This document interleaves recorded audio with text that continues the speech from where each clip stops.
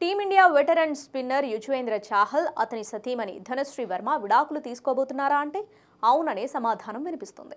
గతంలోనూ వీరి విడాకుల గురించి వార్తలు రాగా యుజ్వేంద్ర చాహల్ ఖండించాడు. అయితే తాజాగా ఇద్దరు సోషల్ మీడియాలో ఒకరినొకరు అన్ఫాలో చేసుకోవడం, యుజ్వేంద్ర చాహల్ తన ఇన్స్టాగ్రామ్ ఖాతా నుంచి ధనశ్రీ వర్మ ఫోటోలను తొలగించడం చర్చనీయాంశమైంది. ఈ క్రమంలోనే చాహల్ ధనశ్రీ విడిపోతారనే ఊహాగానాలు మరింత బలపడ్డాయి.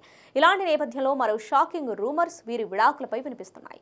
విడాకులు తీసుకోవడమే కాకుండా ఏకంగా భరణంగా చాహల్ నుంచి 100 కోట్లు డిమాండ్ చేస్తుందట ధనశ్రీ. దీంతో ధనశ్రీ వర్మపై నెగిటివ్ కామెంట్స్ వినిపిస్తున్నాయి. కాగా చాలా మంది మహిళలు ఇండియాలో క్రికెటర్స్ ని పెళ్లి చేసుకుని తర్వాత విడిపోయి వారి జీవితాలు ఇలా సెటిల్ చేసుకుంటున్నారు అంటూ పలు కామెంట్స్ వినిపిస్తున్నాయి.